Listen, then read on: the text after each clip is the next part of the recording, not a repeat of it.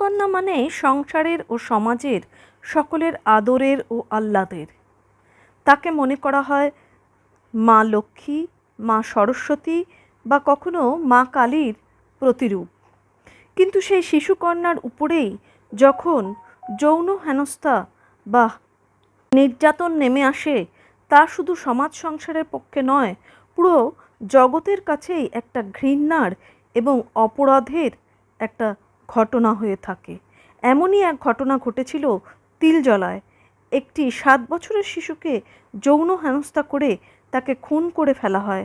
যেই বাড়িতে সে থাকতো সেই বাড়িরই এক প্রতিবেশী যুবক এই ঘটনাটি ঘটায়। 1 বছরের শুনানির পর ওই যুবককে দোষী সাব্যস্ত করে আলিপুরের বিশেষ শিশু সুরক্ষা আদালত এবং তাকে নজিরবিহীনভাবে মৃত্যুদণ্ড দেওয়া হয়েছে।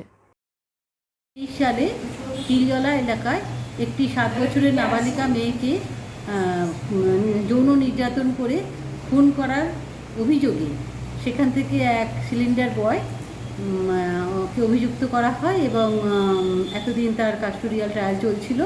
1 বছরের মাথায় লার্নেড কোর্ট তাকে দোষী সাব্যস্ত করেছেন।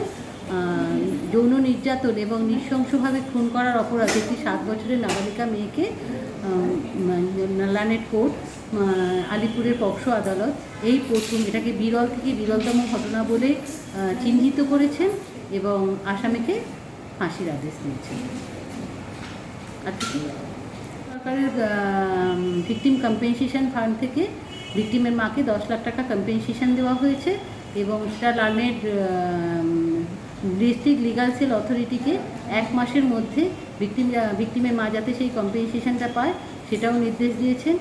লার্নেড কোর্টের ভিউ ছিল এটা একটি বিরলতম ঘটনা এই কারণেই, একটি 7 বছরের নাবালিকা মেয়ে যার এই সময় খেলে দৌড়ে ঘুরে বেড়ানোর সময় তাকে কি করে এই আসামি 33 বছরের আসামি তাকে লালসার শিকার করলো এবং লালসার শিকার শুধুই নয়, লালসার শিকার করে তাকে নৃশংসভাবে মারা হয়েছে।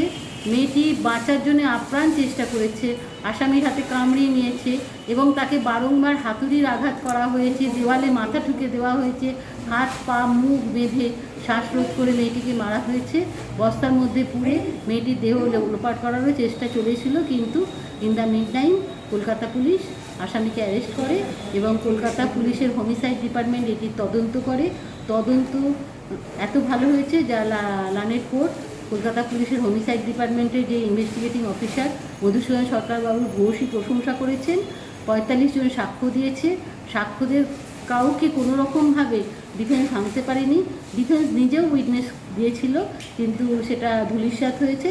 লার্নেড কোর্ট বলেছে প্রসিকিউশন সব সেকশনগুলো প্রমাণ করতে পেরেছে এবং তারই ভিত্তিতে লার্নেড কোর্ট এই শাস্তি ঘোষণা করে।